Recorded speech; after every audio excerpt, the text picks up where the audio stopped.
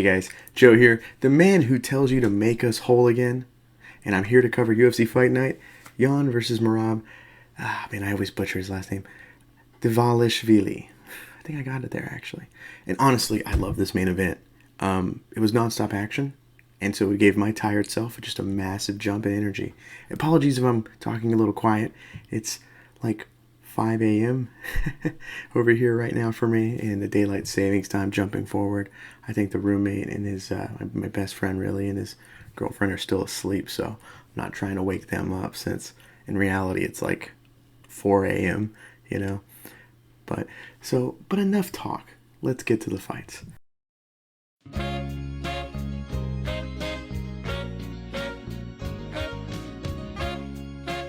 And in our main event of the evening, it was a bantamweight matchup between Petr Yan versus Merab Dvalishvili. Merab. So Yan is coming off two controversial split decision losses. I guess two.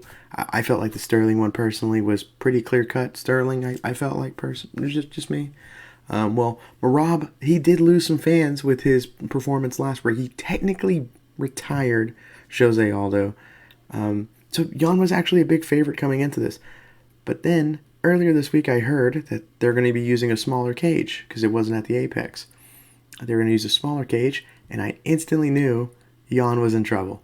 So, out of the jump, let's just be real up and honest here. Merab dominated Petr Yan in this fight, pressuring him constantly, not letting him set up for his pretty striking. So, with all this pressure he's throwing out there, he's able to constantly attack with takedowns while landing shots in the striking to kind of mix him up and create mix-up opportunities for him as well in there. And this pressure is constant. And I was explaining to a friend of mine who isn't the most avid MMA fan while we were watching it together. I said, it's funny. You would think, right? When someone's go, go, go, go, go all over you, you would think the guy that's go, go, go is going to be the one to gas first. Well, in reality, it's really exhausting to have a guy chase you around, constantly moving at you, constantly working, because then you're tensing up, then your lactic acid's building up and everything like that. You're stuffing everything. You're so focused on him that you're kind of getting rigid, and you can't loosen up, which helps out with lactic acid and, keeping your energy really high up and all that noise. So Yan was looking gassed by the end of this fight. At one point, I think it was in the fifth round, or I think it was going into the fifth round, where he just goes like that and wiggles his arm, and I went, he's trying to make sure his arms are awake, because that's lactic acid building up, and he really just didn't have the same oomph as he would have had, like later in the rounds and all that noise. And pressuring a big counter striker is usually a risky game, like a recipe for some problems. But, not if the counter striker wants time to set up, It's like if you bull rush like Conor McGregor, who I dislike, but I'll give him credit here. If you bull rush Conor McGregor just looking to kind of swing, he's going to just catch you. He doesn't need time to set up. He already just kind of has it like ready, cocked, and boom. Same with like Lyoto Machida back in the day and all that noise. Those guys just are ready. But if you're a counter striker where it's like, okay, I want some time to kind of get into the groove and really see what I can do, like a Tyron Woodley, you can break these counter strikers who want the time to do it. Not that Tyron Woodley was like a high level striker, but he definitely liked to play off the counter for sure. He coming forward wasn't really ever his thing outside of like a couple of fights. But using kicks to stop a fighter who's looking to kind of use their movement, you stand them still for a moment and you limit their footwork and movement. Always just a massively great game plan, which Merab did perfectly here. He did all of this, and he made, Yan just look completely different than the killer we had been seeing when he was on top of the division. And so here's some crazy numbers for you guys. So just to show you the pace of the scrambles and exchanges in the grappling. So Merab got 11 takedowns this fight, but he only had like 6 or so minutes, I think. I think it was like 6:40 something minutes, like 6 minutes 40 something seconds of control time. It's not a lot when you really think about it. That's obviously less than a minute for each takedown. It's kind of nuts. It's a little, I think my math is terrible, a little under 30 seconds of control time per takedown. But then here's the kicker. Yan stuffed, I think, 38 takedowns. So I think it was like 49 takedowns Merab had attempted in the fight. And I could be wrong on that official number, but I do know this. He broke the record held by Cain Velasquez in one of the JDS fights for the most takedowns attempted in a fight. For the first thing, it's kind of insane that Cain, a heavyweight, Cain Velasquez, held that record. But second, like, he shattered the record. Like, he didn't just beat it, he shattered it. Unbelievable pace. Definitely earning the nickname The Machine. Like, I've always felt like that's a pretty good nickname for him. More than earns it here. Beautiful nickname for him to have. Just unreal and awesome. I love volume in fights. It's so much fun. Just constant action. You're just like, I can't take my eyes off this. Big A+ for me. And so for Merab, I know he doesn't really want to fight his friend. Obviously, I don't think he will fight his friend and training partner, Aljamain Sterling, who is the champ. But Aljo's kind of talking about going to featherweight. And at some point, I mean, I think that's probably the one downside of Merab winning here, is it kind of creates like a little bit of a, okay, you know, kind of effect on the division. I mean, so now the Sterling-Cejudo fight, not just on the result itself, but like the aftermath of that is going to have a huge effect on this division. And I hope it's for the positive. I really do hope it's for the positive. So already a big fight. Definitely the stakes are a lot bigger when you think about a guy like Merab, who is just chugging along, doing this to everybody. It's kind of awesome.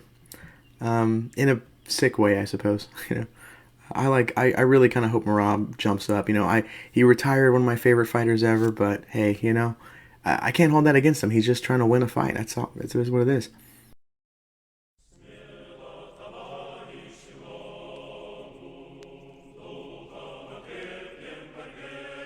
But now let's get to our co-main event of the evening, which was Alexander Romanov versus Alexander Volkov. And so this fight was interesting because I heard if Romanov won, I think they were going to add an E back to his first name. I don't know. a little stupid joke there. But sadly, on the feet, though, you know, Volkov just lighting off Romanov, keeping away the E. And Romanov looks to kind of clinch up, take the fight to the mat. He gets reversed. Volkov gets on top and just pounds him out. Made it look really easy. Like, I think me describing what happened was more effort I put in than like Volkov kind of had to. He just seemed incredibly outmatch his opponent.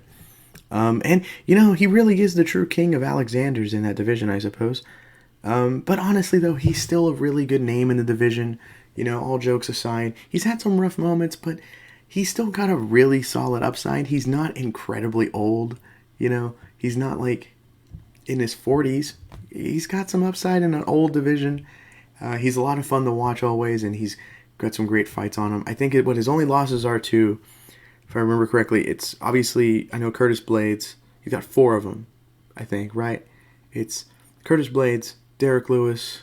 He was he was a little hot under the shorts, and then Aspinall, and then Gone were like his 4. So all pretty good names. Derek Lewis at the time was a pretty good name. You know, now not so much. I bet if they rematched, you know, Volkov would smoke him. But even Volkov was smoking him in that fight. He just kind of made a big mistake. So I don't know. I think he's got some good upside. I think you could see him as a title contender pretty soon. But now, let's get to the main event from a couple weeks ago. Ryan Spann versus Nikita Krylov happened. Out of the gate, back and forth, just constantly. Big shots on the feet. But when it goes to the ground, Krylov looks like he's going to take his back in the first round. Slips off. Spann like kind of looks to kind of get some big shots in, kind of move into the guard. Gets snatched up in a nasty triangle choke. One of my personal favorite submissions, at least to practice. And it was just awesome. It kind of reminded me, funny enough, of Nikita Krylov and Paul Craig, where once it hit the ground, it was just a quick sub from guard for Paul Craig. You know, funny enough. Honestly, pretty good fight. For the short time it lasted, made me glad we kind of just ran this back after the cancellation at the very last second, like 2 weeks ago or so. So yeah, it's pretty good. And for the rest of the card, Jonathan Martinez beat Said Nurmagomedov in a pretty close fight, I thought. But what was really close and tight was this armbar Martinez had from the bottom against Saeed. Like, it looked like it was gonna bend out. Like, I'm double jointed, so but like, it looked like it looked pretty tight. It was kind of scary. And I'm shocked he didn't get the finish, but he did get the win. Speaking of great submissions, though, Davey Grant had an unbelievable submission against Rafael Assunção with a reverse triangle choke. Just put Assunção out cold, like just out. It was awesome. I think it was an inverted, not a reverse triangle. It was an inverted triangle. They were on the ground. It wasn't like, it's the same kind of one that Toby Amata got on Jorge Masvidal years ago in Bellator, but it was like on the ground. Like he's holding on to like his waist, like this, like in a body lock, while his legs are just choking him out. And Assunção went out cold, and after the fight, he called it a career. But a long career, good ups and downs, really good moments, I think, in his career. Definitely props to you. Have fun riding out in the sunset. Best of luck in the post-fight career. And lastly, I'm bringing this up because I feel like I'm kind of doing a disservice to it, but everyone is telling me how awesome the Victor Henry versus Tony Gravely fight was, and I didn't get a chance to see it, sadly. It's a combination of life and, working today. I worked. I just got done with my shift and decided to shoot the video. But I am going to watch it later today. And I wanted to bring this up, too, because I think it's so cool that we're giving, like, a prelim fight, like, all this love. I feel like there's always, like, a couple of pretty good prelim fights on, like, these fight nights, and no one ever, like, gives them a shout-out. And it's really cool, everybody talking about how awesome and great this fight was, which I think was, like, the third fight on the card. A+, like, for us, highlighting something like this. Awesome, awesome, awesome. And honestly, that means it's probably really, really good. I'm kind of excited myself. I get a little Sunday treat, but that's it for me. Next week, I will be back to celebrate my 1 year with the INC family. Oh yeah, and there's also UFC 286, or 286 next week. So I guess I'll recap that too. But if you do love me here, feel free to go check me out on the main channel where I have the retro review series. We have a whole playlist for you just to go check out and enjoy. Also, I was on the preview show earlier. I shot it. Technically, it's Sunday morning, but I work overnights. So technically, this Saturday morning, I shot it. And where me and Carl broke down UFC 286. And we mostly just kind of gush about how amazing the matchmaking is for Rafael Fiziev and Justin Gaethje. I seriously cannot believe I am blessed enough in this timeline. Sorry, just getting emotional. Blessed enough in this timeline to get a fight like that. Anyways, I'm Joe with the INC, and thank you for watching.